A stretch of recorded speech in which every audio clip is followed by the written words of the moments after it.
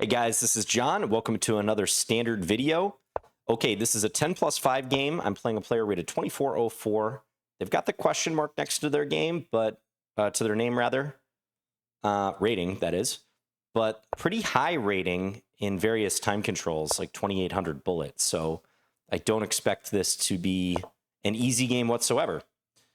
So let's get into it, see what happens. I chose 10+5 because this week I'm going to Daniel Naroditsky's memorial event, the first annual memorial event for him.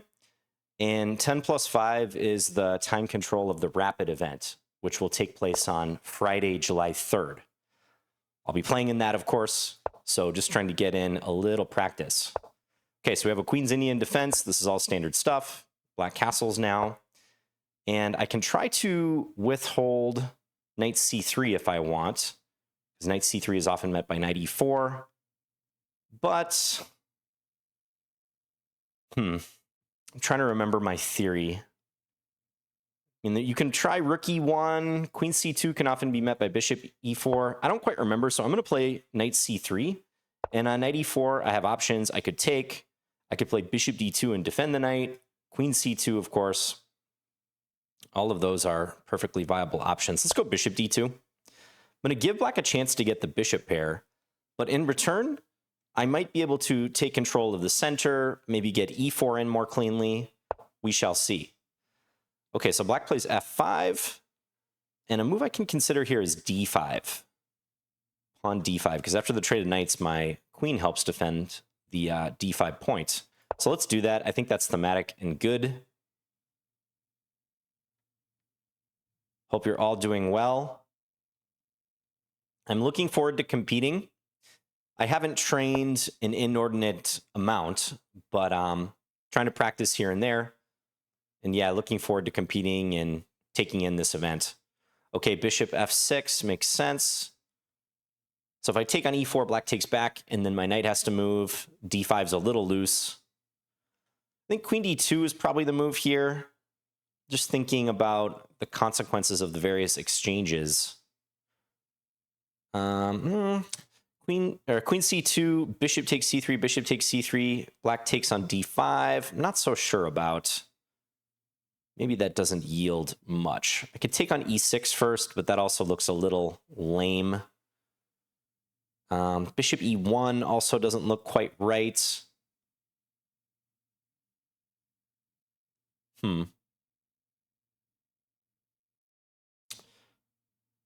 Queen b3 is maybe an option. Maybe that's a move I should go for. Yeah, I'm going to play it. I don't want to spend too much time, but this helps defend the pawn on d5 a little bit more. So let's go with it. Now, that being said, I think black has good options. Yeah, knight a6, trying to come to c5. Maybe here I put the rook on d1. Yeah, I'm going to try to play that relatively quickly. So d5 is a clear focal point here. I've tried to wedge this pawn in. I was just talking with a student about that. Shout out to that student. You probably know who you are. I had a lesson with them today, and we were talking about this concept. Okay, queen e7. Black moving very quickly. Good moves, I think. But I still like this wedge that I've set up. Maybe bishop e1. Looks a little odd, but it might allow me to play knight d4 in the near future. Hard to find a more constructive move. And I don't want to fall too far behind on the clock, as I've been saying. So let's go bishop e1. Communicate with this d-pawn. Maybe allow for knight d4 with the rook protecting. Screen capture looks good. Always good to double check that. Make sure my camera's not blocking like a sliver of the board or some substantial portion of the action. All right, so I'm not thrilled about this position, but it looks playable. I think this is going to be an interesting middle game. And for now, all the pieces are still on board. So lots of play to be had. But yeah, I look a little gummed up. But so is black. Like the bishop being buried on b7, not the optimal scenario for black long term. My bishop on e1, it does disrupt my rooks from speaking to one another. Okay, knight d6, very interesting move. Not a move I was anticipating. I sense that black might want to play e5 with this move. That's my read on that one. So if I take on e6, maybe black wants c5 as well. Knight c5, that is, when the c4 pawn's a little bit loose. Yeah, that could be a desire as well. Knight a4 looks kind of artificial, allows e5. Potentially a good move, knight d6. It's interesting. What about knight d2? I hate to play another backwards move, but it might not be the worst decision. It helps defend that pawn. And I can play it quickly, so let's do it. I'm trying to be wary and not falling too far behind on the clock. That is my major goal in the Naroditsky Memorial, because I'll be playing that Rapid Tournament and the Blitz. And those of you who have followed my videos for a long time, you'll know that I'm always grappling with the clock. So I would like to not fall too far behind in my games. Okay, e5. Yeah, makes sense. So if I play e4, black can potentially go f4. It might trade, but then black has the e5 square pretty well blocked down. What else? Queen a3, perhaps? Looks intriguing, but black may look to play e4 at some point. How do I break out of this? e4, f4. e4 looks like the move, but not sure how to react to f4. Also, maybe knight c5 thrown in. Queen a3. Not sure that I'm feeling that one. It does line up with their queen, though. Might be a impetus to play for b4, so I'll play it. And remember, the c4 pawn is defended. But I think e4 would be critical here. Push, maybe introduce e3. I'll probably have to play e3 myself against that. And then d3 becomes quite weak, doesn't it? That d3 square. Yeah, e4 might be a bit of an issue. e4, can I play knight b5? Knight takes, looks kind of sketchy for me. Don't think I trust it. Yeah, e4, good move. So e3, knight c5, and then black's working into d3. Not my greatest opening here. Knight a4, maybe? And I can at least keep the knight out of c5. And protect e3 a little bit better. I'm going to play it. Not a great position, but you can't compound your problems and continue to take time in a position that you're not feeling. You got to just play something and hope for the best. Give yourself a chance. So let's go knight a4.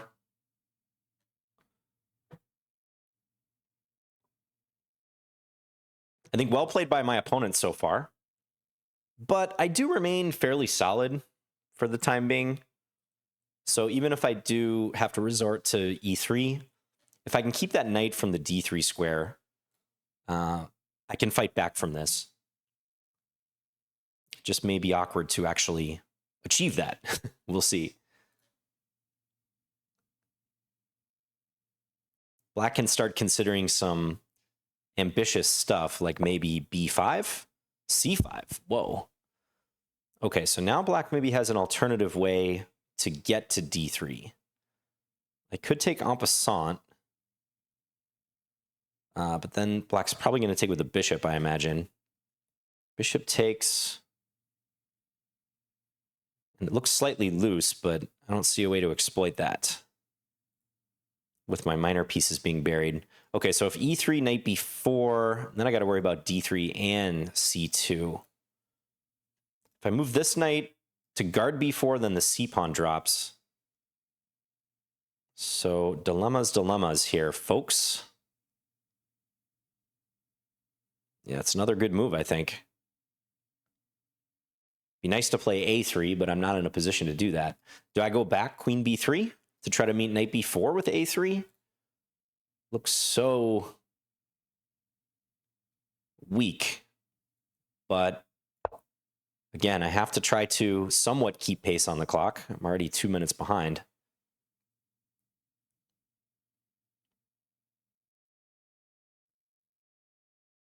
At least now black can't use the c5 square, though. So I don't have to worry about knight c5. And knight b4, I plan to kick that knight out with a3.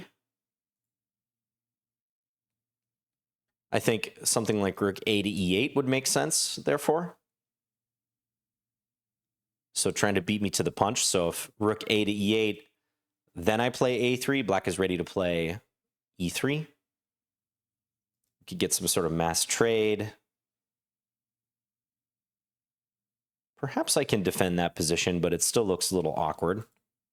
Yeah, I would play rook a e8 here. I think I'd use the a rook because the f rook might be useful on the f file.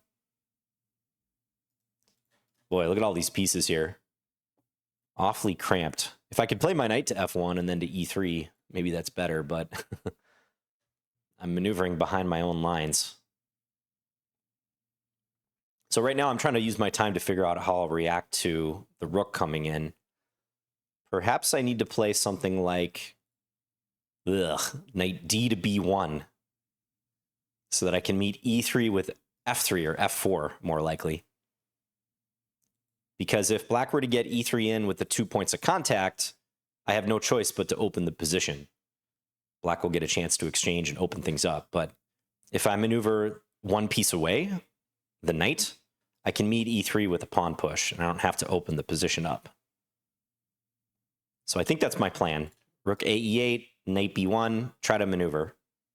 Maybe even bishop c3 to trade off the dark square bishops if I get a chance. Usually in a cramped position, you want to try to trade pieces. Sometimes you can think about trading pawns, but that may actually do more harm than good. You generally want to think about trading pieces. So that's what I look to do here. And look at that, I'm actually up on the clock now. This might be one of those positions that's a little frustrating for black because they almost certainly feel like they should be better. And I think we both know that I've misplayed this opening, but it's not easy to take advantage of. There's nothing obvious that black has. Maybe this b5 idea is something black's going to go for. So black plays knight c7. Here too, I think knight b1 might be appropriate. But b5, I have knight takes c5. So yeah, I'm liking knight d to b1. Knight takes c5 doesn't work as the bishop's defended. Let's go knight db1. Not my finest series of maneuvers here. I feel like I'm fighting out of a phone booth. If the younger viewers even know what that is. But I've survived worse positions than this, and I like the fact that I'm up on the clock, even though there is that 5-second increment. Now the c4 pawn, I'm seeing now black could hit it with knight bishop to a6. I actually didn't see that move initially. I could play knight a3 then, get both my knights on the edge of the board. Great strategy. There's also rook c1, perhaps.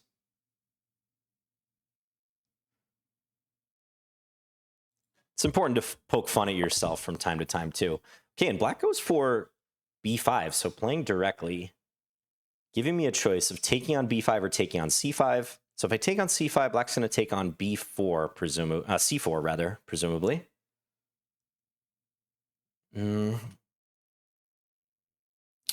Let's see. Knight takes c5, b takes c4, queen a3, and maybe knight b5 is an issue. Maybe. Queen b4, a5. Yeah, I'm not sure I like that. Take on b5.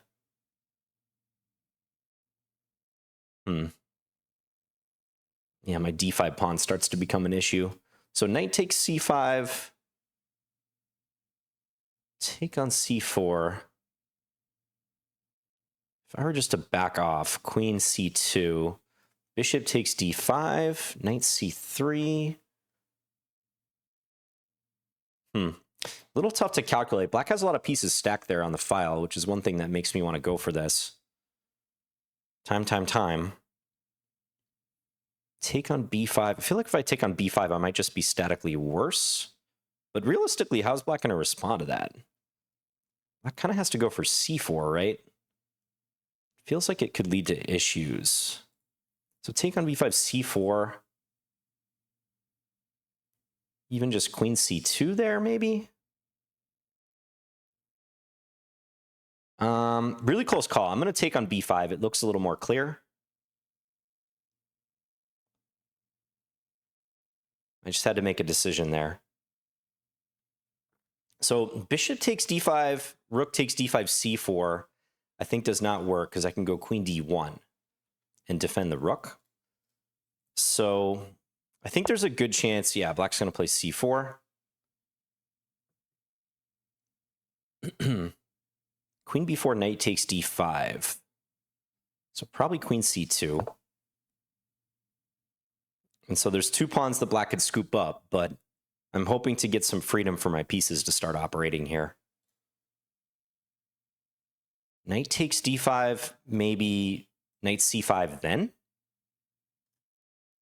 Potential issue for black. Black takes on b5. Okay, maybe bishop b4 now. Start getting some play.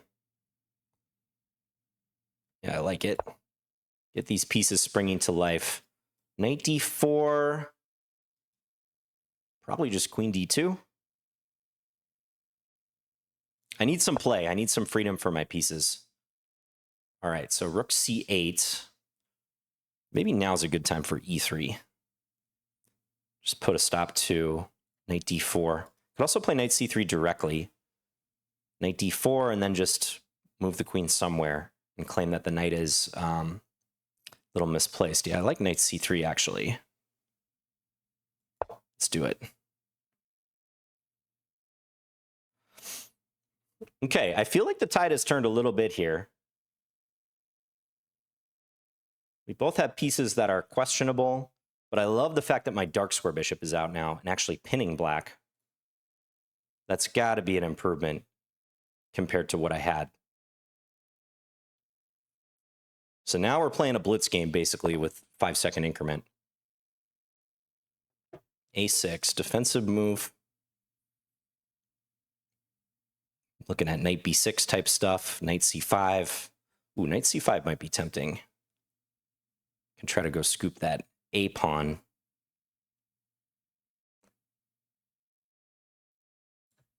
Knight b6. Not sure what I'm doing with the c4 square.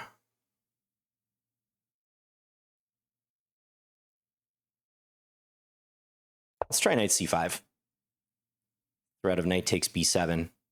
We still haven't exchanged much in this game, right? Just 1 pair of pawns each. We're on move 22. And here it's a battle of piece activity. Who's getting the better of it? And like I put in the title of a recent Blitz video, using the clock as a weapon, momentum wins chess games. Momentum is everything in these fast time control games. Ooh, a5. Okay, I did not see this move. Did not see that. Potentially excellent move. Little counter-attacking move, actually. Multiple captures possible. So here, I take d6. Ugh, don't like this. I don't like it. Bishop a3 is not playable. Yeah, good one. Ugly, ugly. All of a sudden. I take on b5. Is black going to play knight takes? And what if d6? d6. That's dangerous for me. I don't know what to do. Knight takes b5 and then d6.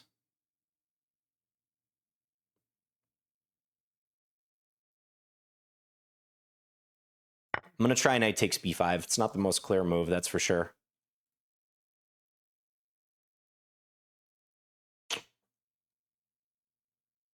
Potentially getting myself into trouble here. Knight takes b5, d6, queen e8. Maybe I have queen a4 somewhere at the end. But I'm mostly hoping to seize this momentum back.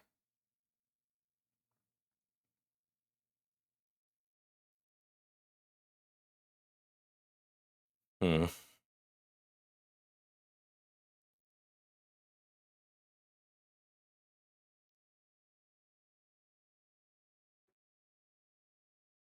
Trying to get black choices so they burn time.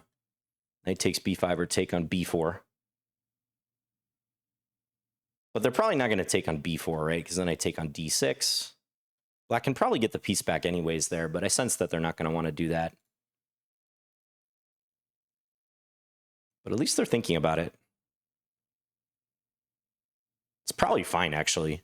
Maybe it's a safer choice, actually.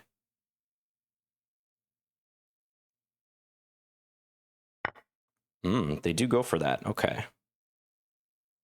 So any way I can disrupt that plan? Not that I'm seeing. So let's take... Yeah, I got to take... Okay, so they're going to have to waste time winning the piece back. Can I parlay that into something? Like, f3 is illegal. g4, maybe? g4, try to open the position. I can't save the piece, so let's try to open this. Otherwise, if black takes back, I think I'm just worse, because black's pawns are very oppressive. Their bishop is much better than my bishop. Black might just play g6 here, yeah. Take, king h1. Let's take once. Or bishop h3 first.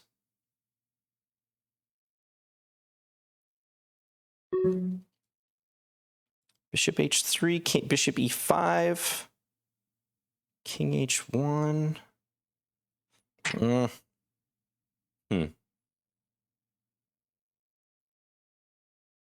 Let's play bishop h3. Close call. King h1 might be good there too.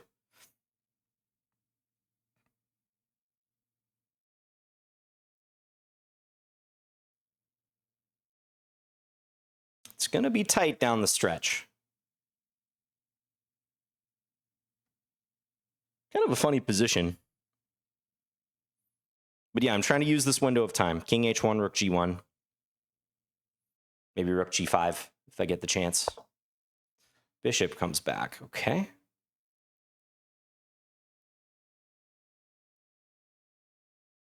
Yeah, let's go king h1. Take my knight.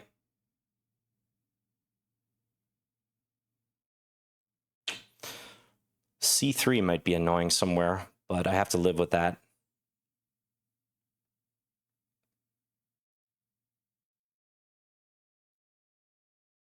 I just didn't think my bishop had much of a future on that long diagonal, which was not very long because it was blocked. All right, so I've got the g file to work with. Rook g5 now. Look to double. Don't have to ask me twice. Let's go for it. Hold on, this is starting to look a little shaky for black now. I don't know why they played d6. Yeah, now they're going to lose a pawn. At minimum. Bishop takes.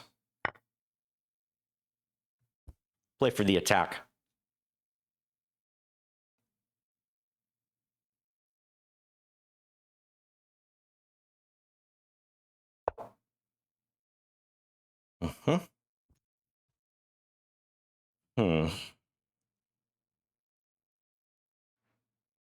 Rook h5, h6.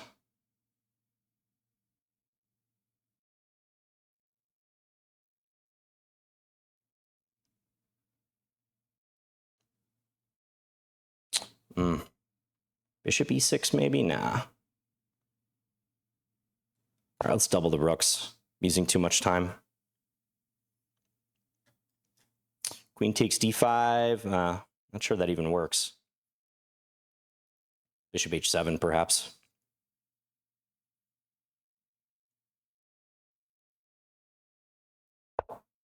Bishop d4. Really? All right, I'm going e3. Feels useful.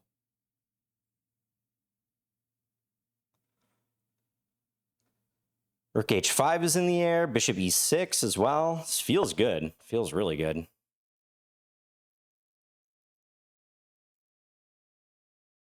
Let's play for bishop e6. I'm going to concentrate on g8. I know rook h5 was tempting there, but rook e7.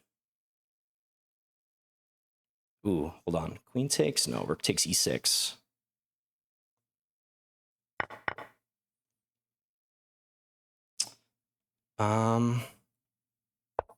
Queen d1. Queen e2 was probably just cleaner there. Still looks really good. I've got so much firepower coming. Queen g4, queen h5. Threat. Ooh, wait, that's not working.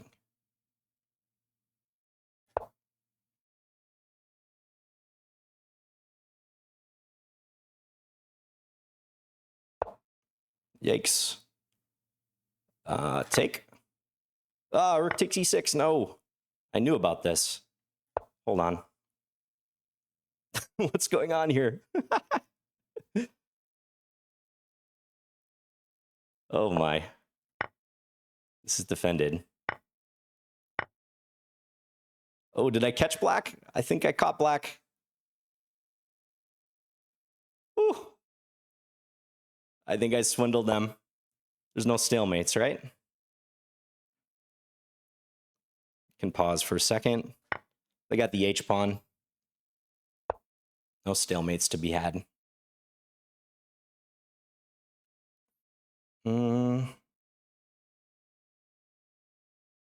Yeah, I think rook down is clean now. They were lining up rook f1, but fortunately that's illegal. Whew, okay. Well, I hope the games in Charlotte are not that tense, but I'm sure they will be. Wow, very, very interesting. Yeah, I blanked on rook takes e6, even though I think I pointed that tactic out a couple moves prior. Fortunately, I had f4. And maybe black has something here, but I'm not quite seeing it.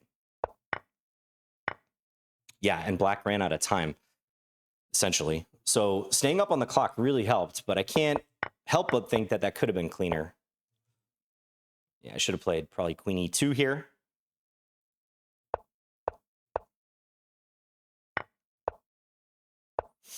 Just thinking these last few moves. Because I kind of ran into a wall at this point as far as what to do. I don't know. Maybe rook g5 to threaten rook g8. That would threaten rook g8, wouldn't it? Yeah, that might have been the move. Rook g5, because then how does black defend? It could go h6, I guess, but it feels like I'm getting in then. Rook g6. So I probably at some point should have refocused on the g file versus trying to set up rook takes h7. Yeah, because even here, it wasn't a threat, was it? So obviously got tense towards the end. I do like how I found counterplay, though, when it was clear that the knight was going to drop off the board. You got to use that window of time. So if black scoops the knight, if black gets another move and plays queen takes b7, like I was saying during the game, they're almost certainly going to be better because they've got the better bishop, the more oppressive pawns. All my pawns except for the d pawn are back. My light square bishop is bad. That's not a great position to be in. So it's imperative, I think, to recognize in a position like this that you need to use that window of time. And I think I did a decent job of that. Take g4, take bishop h3, king h1, start trying to open another avenue for attack. That being said, I'm sure I was worse out of the opening. I might have been misremembering my lines, but we'll have to take a look at this. It's been ages since I've looked at this line where black goes knight e4 here. I think queen c3 is the main move. And I do recall that Ulf Anderson used to play knight takes e4, bishop takes e4, and then knight e1 quite a bit, just trading off everything. But that seemed a little lame, so I didn't want to go for that. But yeah, maybe d5 isn't the best. Maybe rook c1 is a better move. Withhold d5. Let's take a look, because I was suffering in the middle game, no doubt. So this game started life as an English, and then it transposed into a Queen's Indian defense. And black plays the old-fashioned way with bishop b7. There's also this more modern approach with bishop a6, hitting the pawn on c4. But we get this opposing fianchettoed bishop situation. Yeah, knight c3. So you can also try to withhold this knight c3 move. If we pop the master's database open here, yeah, that is the top move, but also rook e1 has been played. Guess d5. Oh yeah, d5. This is that trendy pawn sacrifice that I think AlphaZero popularized. I completely forgot about this line. Yeah, e takes d5 and then knight h4. That's right. Use the pin. There's a bunch of theory here too. I think when the AlphaZero paper came out in, who knows when it was at this point, 2017? Maybe a little more recent, I don't know. This was one of the revelations that they revealed in the white paper. They were talking about the openings that AlphaZero liked when it started playing itself. And this gambit in the Queen's Indian defense was one it really liked for white. So I was actually at the London Chess Classic when that paper came out, and I saw people implementing opening ideas from that white paper, like immediately. The next day or two, people are already starting to play stuff that was recommended in there that AlphaZero liked. So I'll have to remember that in this position, d5. I haven't investigated those nuances, but good to know. So knight c3, knight e4. Yeah, and black's just trying to make it hard for white to arrange e4. Because if we get another move, queen c2 could come into the picture.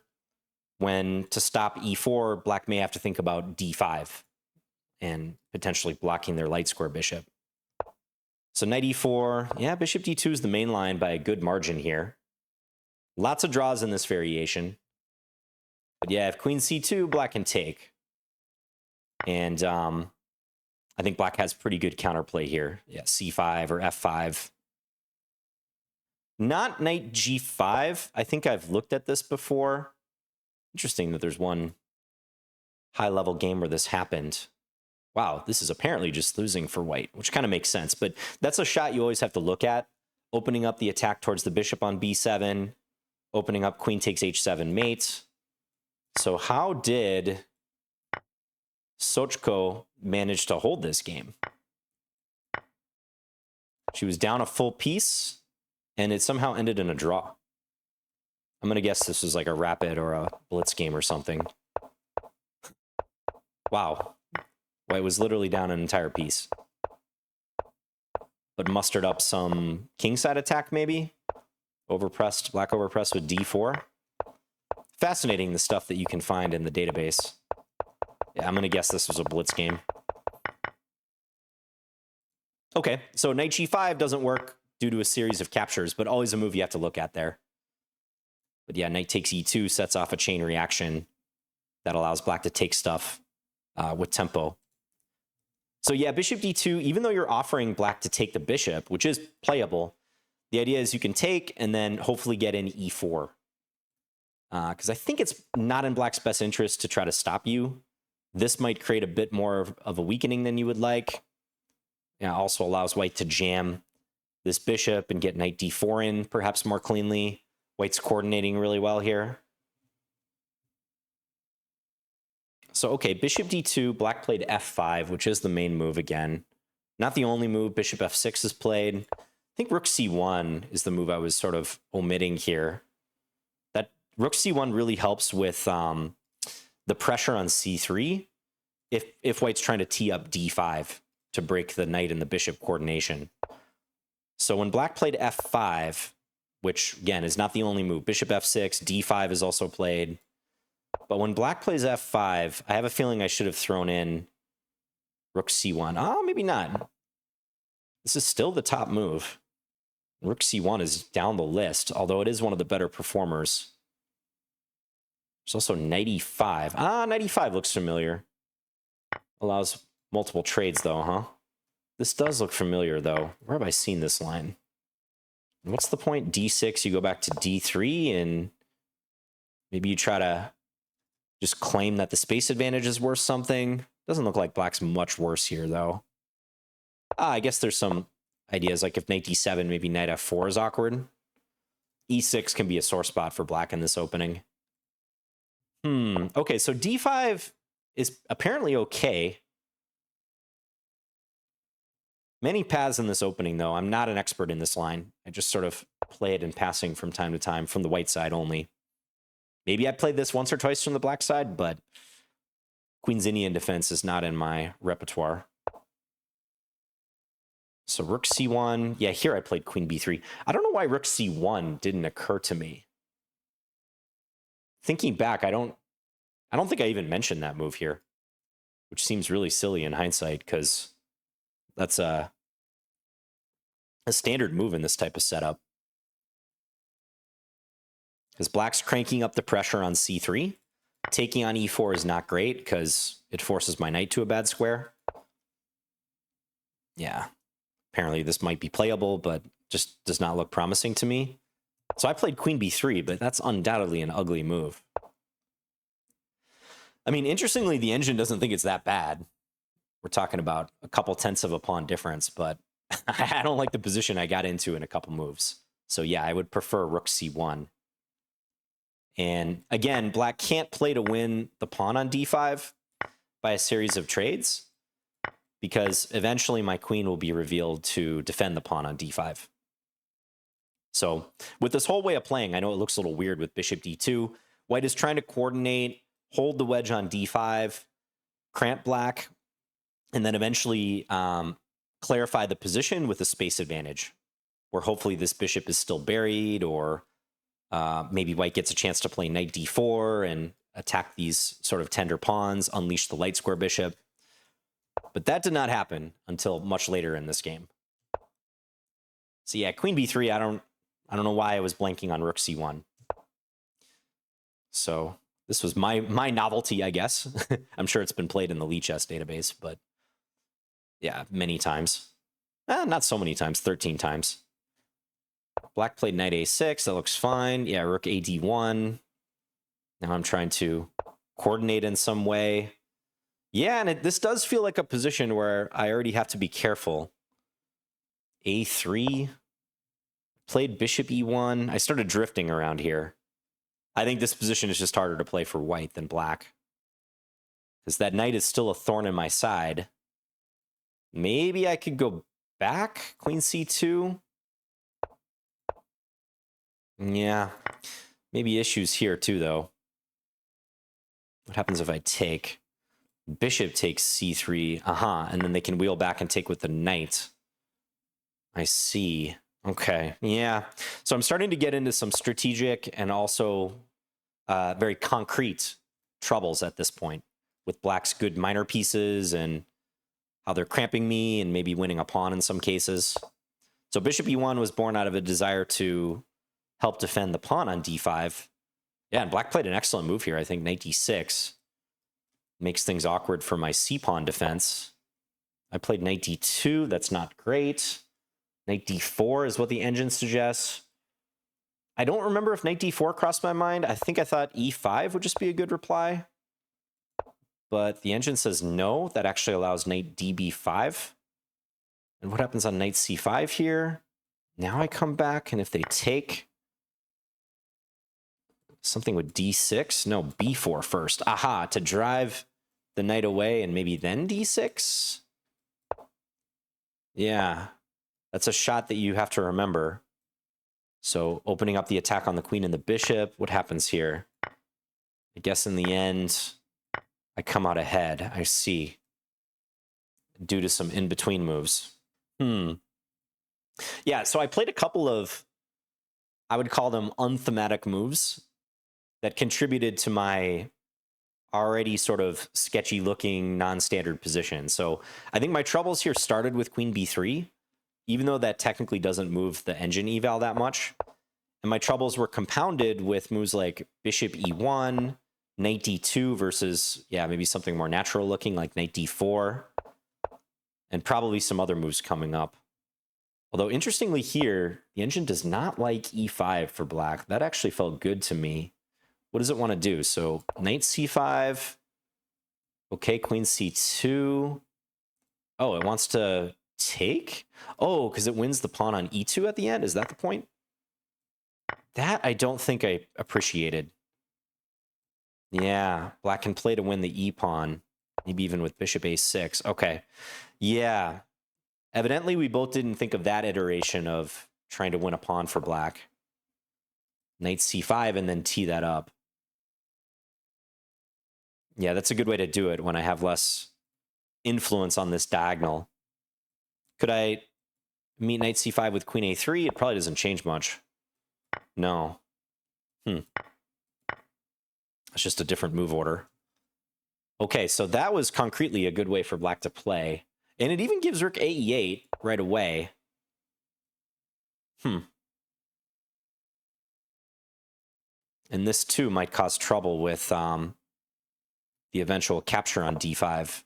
And if e3, knight c5, queen c2, how does this work out now? Maybe I'm worse here because I'm more cramped. And black has good control of the e4 square, also b4. I wouldn't expect black to be half a pawn better here, according to the engine. That's an interesting evaluation. Because here I have the two bishops, and there doesn't seem to be a danger of black's knight jumping into a really deep outpost square. Oh, maybe there's some stuff with, yeah, bishop a6 somewhere, too. Yeah. Well, you can see in all these lines, it's taking me a long time to unwind. So that's why I think queen b3, bishop e1 set me on this path where I just have to play precisely in order to work myself out of this jam. So, okay, e5, I mean, it gets the question mark, but that felt like a decent move in the game for black. And it wants me to play e4. Okay, I get that, but what am I doing against f4 here? Maybe I just ignore this. a3 and try to move my queen and play for b4. I don't know. It felt like black was going to get some King's Indian style counterplay, but perhaps there's nothing that actually materializes. Yeah, maybe I can defend on the light squares. And with bishop c8 and the bishop eventually getting out, being frustrated by black because of their knight on d6, perhaps I have time to just defend on the king side and look to expand on the queen side in the style of a King's Indian defense. Okay, yeah, I mean, I can see that too in hindsight. It also gives moves like knight b5 and f3. I played queen a3, not the best. Yeah, e4 felt good. So I think stopping e4, yeah, I can see how that was important. So I probably should play e4 myself. So this move hits. I play knight a4 because I started getting worried about e3, knight c5, trying to come into d3. That just did not look pleasant. Computer says I should have played knight b5. That move might have crossed my mind. I think I briefly looked at this, but I decided it was too shaky. Whoa. Knight b4. I can play knight takes e4 because of d6. Is that right? No, just bishop takes e4. Wow. I have enough compensation for a piece here. 2 pawns for the piece. I guess with this knight... Oh, because I'm threatening a3. I'm threatening a3. And if knight takes a2, rook a1, and I'm guessing d6. Wow. Yeah, and some, again, very concrete option saves me here. Well, that's a lot to calculate. That would be a lot to calculate even for a classical game, but... I mean, even if I play knight b5 correctly, I'm certainly no better. Just you can kind of tell when you're looking at the engine eval, pay attention to the trend. Even if it says the position's close to equal, but you see these, you know, minus 0.2, minus 0.3, and then if you go down a line or two and it's already getting up towards minus 0.1, or minus 1, I should say, that's an indication that the trend is in one side's favor. Right? You can't just look at a position as a human and say, oh, it's equal, therefore I should draw this game. The trend, momentum, that plays much more of a role for us humans than it does for engines. Like, yeah, certainly Stockfish will play knight b5 here, and probably it'll be fine. Probably it'll make a draw. But most humans, I think even very strong humans, are going to look at this and say, yeah, I like black. I think white's under serious pressure. And that's how you have to think, because you're going to be the one playing those positions. So, yeah, knight a4. I was trying to hinder knight c5. Black played c5. That's pretty decent. Looks like rook ae8 is still good, though. Rook ae8 trying to go e3. I was looking at this briefly. Yeah, maybe now black could play c5 if they want to play similarly. Something like this, and then take with the bishop. Yeah, this would have been unpleasant, too. I feel like my pieces are always just cut off. It also perhaps wants to start probing on the king side and just say, hey, I'm not even that worried about you playing on the other side of the board. You got a long ways to go, buddy, if you're going to try to get coordinated. I don't even know. b4 looks awkward here. I was a little surprised by c5. I mean, in some ways it makes sense because it opens up knight b4 and knight c7 as options for black. But I can't help but think that that takes away from black's possibilities too in a appreciable way. Like I think I'd want to retain the option of knight c5 in a lot of cases. But then again, that's what I'm playing to prevent with my last move. So maybe black thought it was a decent time to play this. I mean, black could have played c6 if they wanted to try to force an exchange. That would be the more concrete way to handle this, because if they deem d takes c6, bishop takes c6 to be good for them, which I think it is, that was probably the better move, just to almost compel me to trade. I guess I have c5 here, but this also looks very risky given the circumstances. All right, so c5. So I'm curious where this starts to turn, because, okay, knight c7, that's fine. I went knight b1. I wasn't like thrilled by my position now, but it started to feel like maybe there was some life. Wow, it hates b5. That gets the double question mark. Likes h5, bishop a6, rook ae8. So in other words, it says black can ignore anything I'm doing here with my rearrangement. Or black can create a threat with bishop a6. I probably would have had to play knight a3. Would have thought about rook c1 there. But boy, I'm awfully tied down. And now if this position happens, I can't run a piece through c3, because the moment I do, I get hit with bishop takes c4, because I've just disrupted my rook. So yeah, bishop a6 probably was a good move to flick in there, because I think I probably would have played knight a3, and perhaps black could line up b5 later, or yeah, black could chill and switch over to the king side. This plan at h5, this seems a lot more, I don't want to say obvious, but realistic in hindsight versus the game. In the game, we were heavily focusing on the queen side and the center for the opening and the middle game. So it's kind of hard to start looking towards the king side. But one can see why bishop a6 and ignoring what I'm doing on the queen side probably made more sense here. Because although I'm maneuvering and maybe improving my pieces, I still got a long ways to go. And black could probably use that time to attack, much like I did later on that wing. So b5, I played c takes b5. Okay, so knight takes c5 was better. This is where I used a bunch of time, right? I went from 5 minutes to 3.5. Yeah, it's a lot of time. I probably can't do that in the Danya Memorial Tournament. So what didn't I like here? Knight takes c5, b takes c4. Oh, queen a4. I don't think queen a4 was a candidate move for me for some reason. I was mostly looking at queen b4, queen a3, and queen c2. And I saw I was running into knight jumps a lot. Stuff like this. Just seemed like my queen was getting crowded out, or maybe with this one, although that might run into d6. Yeah. Oh, okay. Yeah, because I can take this way. And probably there's rook takes d7 at the end. Yeah, these are the type of lines that were tough to calculate with limited time. So I didn't like queen a3 because it seemed like I was getting in the crosshairs of the knights. Same thing with queen b4.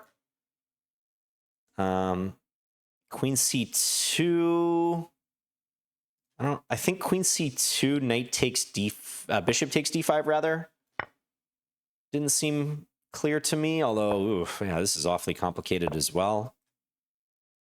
Lots of pieces attacking other piece. I have to play knight a6 here, deflection. Okay. Yeah, it's a mess. This position's just messy.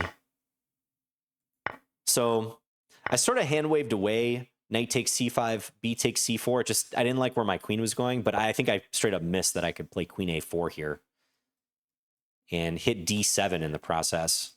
Although this is still fine for black, apparently. But complicated position. Yeah, looking at this now, I would definitely like this. Seems like black is slightly on the back foot now. Still a very irrational position, though. Okay, so not a lot of time to decide between those moves. I took with the c pawn. Yep, c4 looks correct. Back off my queen. Here, too, I didn't like keeping the queen on these squares because of the various knight attacks. Take. My bishop comes to life. Yeah. Rook c8. Now, okay, so my instinct was correct here. This starts to get good. a6. And here, knight b6 is a strong move. Knight takes b5 and simply going back to c3. That might be the most realistic. Yeah. It's funny. The lower you get in a game, the more you start naturally prioritizing moves that go forward. The lower on the clock time gets, especially if you think you have the initiative, right? Like you really start to look at stuff that's just, okay, how can I power this bad boy forward? And that's what I did with knight c5. But actually my bishop is kind of loose. And black didn't punish me. Well, maybe we'll see. Yeah, I think in hindsight, taking a knight c3 would have created big problems for black. Threatening knight takes b5, because black would really hate to have to part with the dark square bishop here. And give me the two bishops, dark square control. My light square bishop is still a question mark, but yeah, this looks awesome. So, yeah, this would have been a nice way to play. My pieces very much start coming to life in a line like this. Yeah, I would have loved to play this position. So I got overeager with knight c5. Knight b6 was also a candidate. That's up there too. How does that work? So rook c7, knight takes b5, a takes b5, a4 in this case. And on b takes, take with the queen again. Really likes this queen takes. What happens if bishop takes b2? What am I threatening? Take, and then knight takes c4 at the end. With a little fork, huh? And maybe more. Maybe more with stuff going on here with queen b3.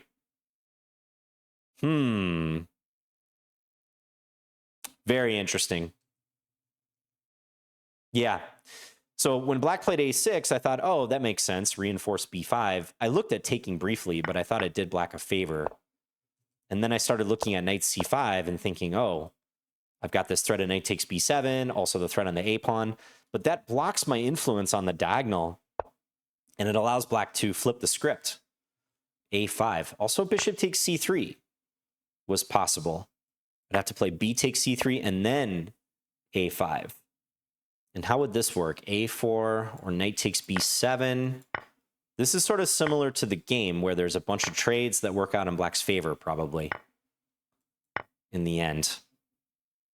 Yeah, this is actually equal material, but look at the difference. It often boils down to this difference of my buried light square bishop versus black's remaining minor piece.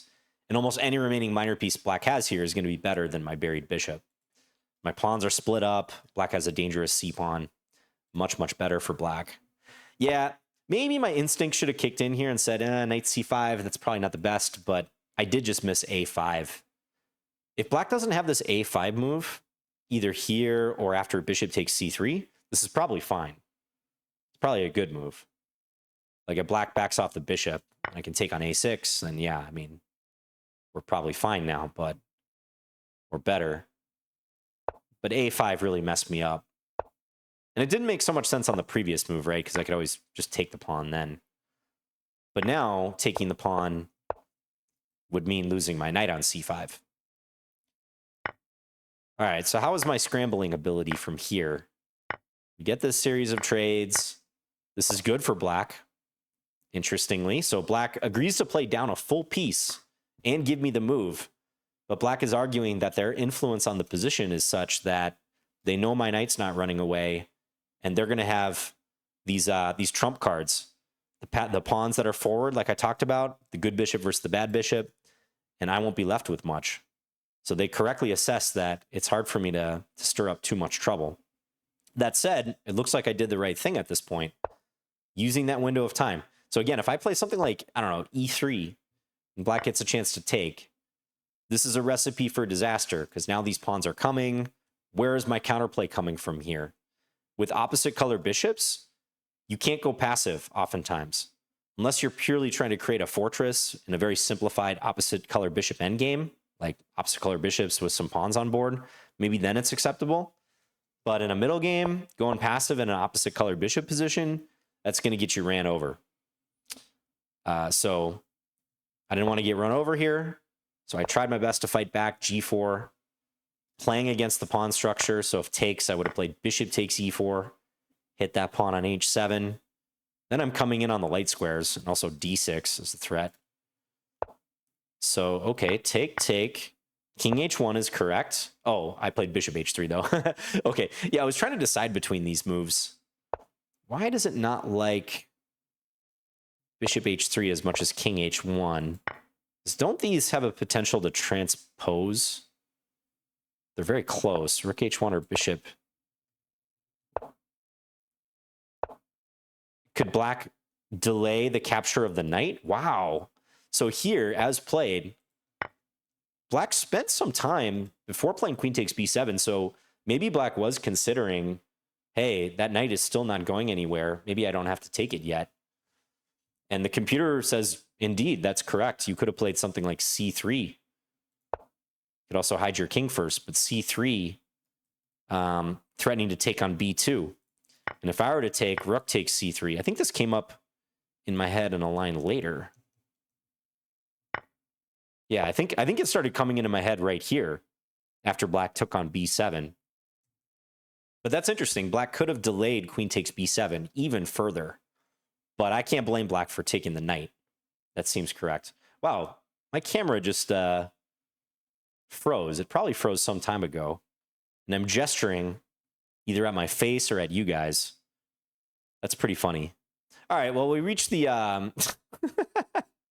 Good thing it's not a different finger I'm putting up there. Well, we've reached the phase of the video where we're coming towards an hour and my camera froze, so I'll try to get to the point here. But these games are just so interesting to analyze. And I'm very glad that most of you guys who watched this far, especially, feel the same way.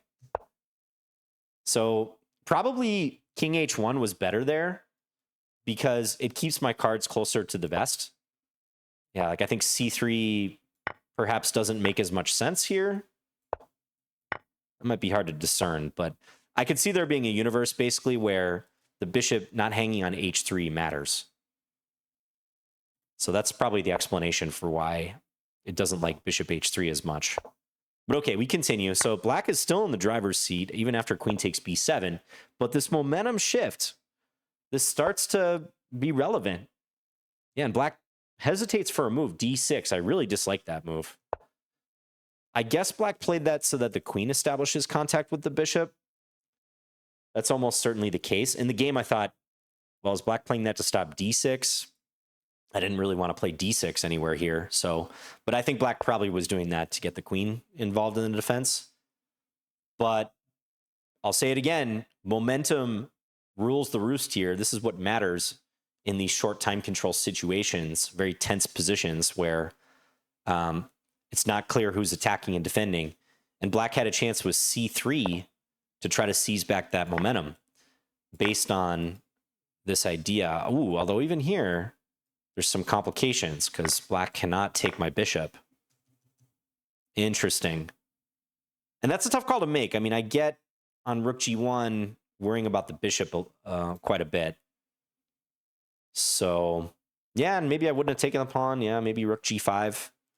As if black takes, I can take and then double. I don't know. I can't really fault black for some of these moves. Oops, let me get back in the game track. Like, I get queen takes b7. d6 I don't get as much, but maybe now I start to understand the logic. Probably for me, let's just flip this around. I think I would have played king h8.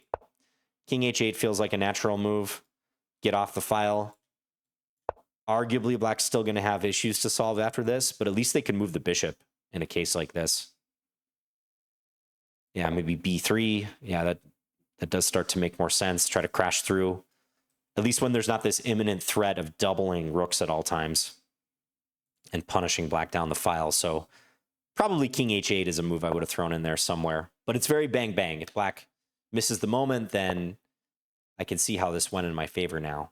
Yeah, because now black plays king h8, but I get to pick up f5.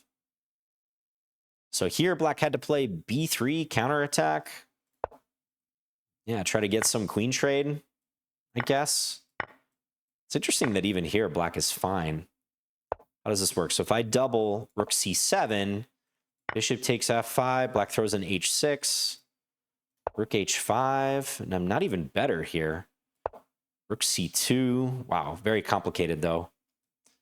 Looks like rook takes rook takes h6, loses the bishop. You see the battle for momentum on almost every move in this sequence.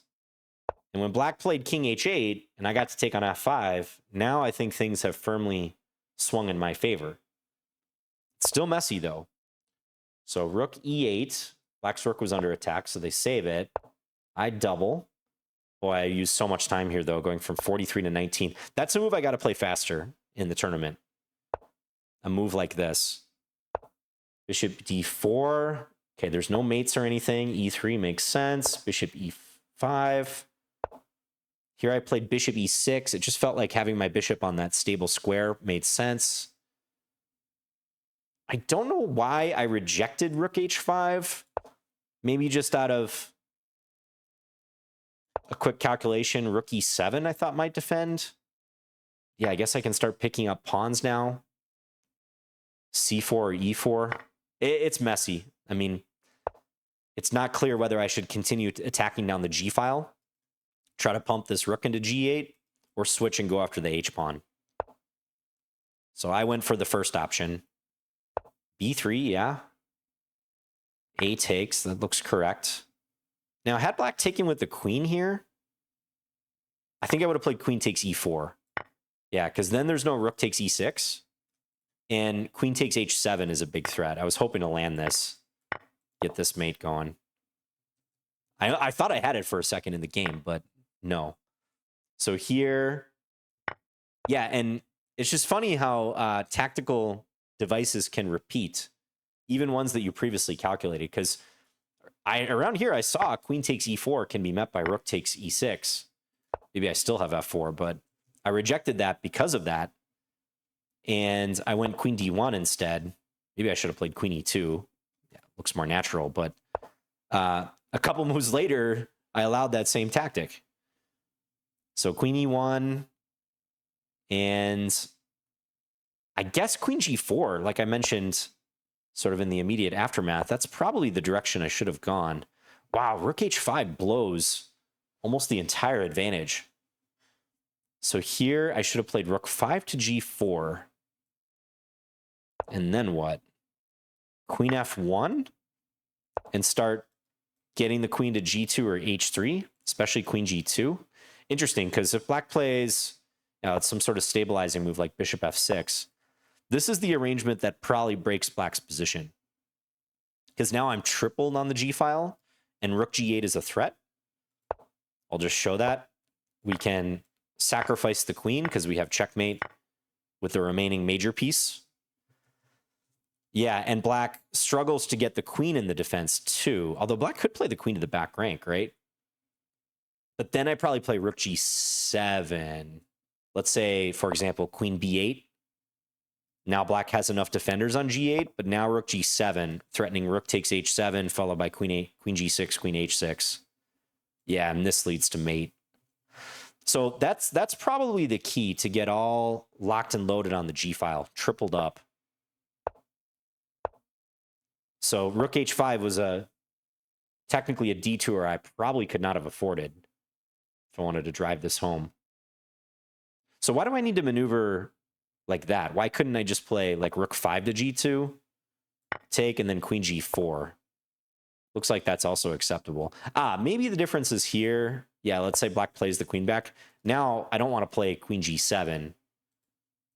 Okay, so maybe some adjustment is necessary at this point, and then try to attack h7. Okay, so probably as revealed in that other line, having the queen go second, the queen being back like Alekhine's gun would probably be best, but maybe not realistic. So having the tripling being rook, queen, rook with the queen in the middle, that's the way to break black's position, as shown in some of those lines I just examined, because that most adequately facilitates either the threat on g8 or the threat of a major piece invasion on g7 if black tries to stop rook g8. I mean, that's a nuance that's practically impossible to appreciate with this low of time, right? Like, I might stumble into that, but with 10, 15 seconds, if I find that, it's purely luck. So rook h5, yeah, so should have tried to focus on the g8 square, the g7 square in some cases. So rook h5, black correctly takes. Still, though, this seems harder to play for black, I think. Although, I don't know, I might change my tune coming up. It's hard to say because, okay, here bishop f6 is better. Bishop e5 is a double question mark. Because it allowed rook g5 again. I had a chance to go for this mate idea. So bishop f6 would have prevented that. And here the queen does help, right? Because if the queen were not protecting b7, I would have a trivial win with rook takes h7 and mate. If the queen was not protecting h7. That would have been interesting had black played bishop f6, how I would have continued. Very possibly I would have lost this. I probably would have played queen takes e4 nonetheless. b2, but this, again, look at the eval. This is where it starts to get hard for white to hold, right? And black has averted all the imminent mate threats. There's rook takes e6 ideas. I got to watch promotion. I could easily lose this. Maybe I go rook b1. Rook a8. Maybe black starts to counterattack. That's where that momentum could swing again. Maybe black succeeds in defending, and suddenly I have to find some fairly precise moves to avoid losing. Maybe it's still okay. I do have b1 pretty well defended here, but tough to say. But black goes bishop e5, and that was the wrong square because of rook g5. I do not punish it. We're trading double question mark moves here. And now rook takes e5 is a threat, which I don't think I saw at the time. Black goes rook takes e6, and I quickly play f4. I give myself credit for that one. b2 is correct. F takes e5. And here black is winning with rook g8. Oh my, rook g8, a deflection move. Whoa. Yeah, that's tough. Allowing me to take the rook with check. But if I do, once black takes back, now they're threatening to promote. That's kind of wild, though. Queen g4, rook g6, rook g5, king h8. And then I might have to retreat. And then black can take on e5, and black should win this. This d5 hangs as well. And they still got that awesome b pawn. But boy, I mean, some crazy stuff could happen even here in time pressure, right? What was I thinking? Well, maybe I don't have time for queen f3. I was trying to line up queen f8, but black's promoting. Yeah, do or die moment. Rook g8, that wins for black, but other stuff, less clear. So black took on e5, and that was purely a product of the time control, or of the low time situation that black was experiencing. Next best move is rook b8. Black could also play d takes e5. Yeah, and after this, all of a sudden I'm winning because black can't take the rook back. Queen takes e5, and they're going to get checkmated. thanks to my control of the G file. So yeah, that was the blunder that sealed it. Black was better here. Black was winning here, apparently, with rook G8. What if I go rook B1? Then black plays the rook over. I guess rook G1 is a threat. Yeah. Ugh, brutal. Just move by move stuff. And now everything works for me. And that is a sickening feeling, I can attest, where you have a feeling like black probably realized around here that they were winning after being much better. And then I came back and I was winning, and then they defended and now they're winning all of a sudden. B1 bishop is the best move. Better than B1 queen. And it's a sickening feeling to realize that you just stumbled into a position where it's now a total reversal and everything works for your opponent. My queen is beautifully operating here, guarding B1 and ready to take on E5. Yeah. And okay, this gets a double question mark, but I can't blame black for at least trying to set something up with rook F1. So, game over. Wow, complicated game. I think I played this phase of the game pretty well, where I counterattack with G4. I mean, we can quibble on a couple of the moves, but the gist of my counterplay, that's probably the thing I did best in this game. Otherwise, lots of room for improvement. I rather inexplicably didn't consider rook C1, even though that's a move I've literally played before in this position, I'm quite sure. With and without the pawn on F5. I don't know why I didn't think about it there, and I just got into a kind of an ugly position. Feels like the type of game where I should have been punished. And then I got overeager with knight C5. So I'm not going to read too far into this, but I would like to be better with my white games in particular at the tournament, and always with time management too.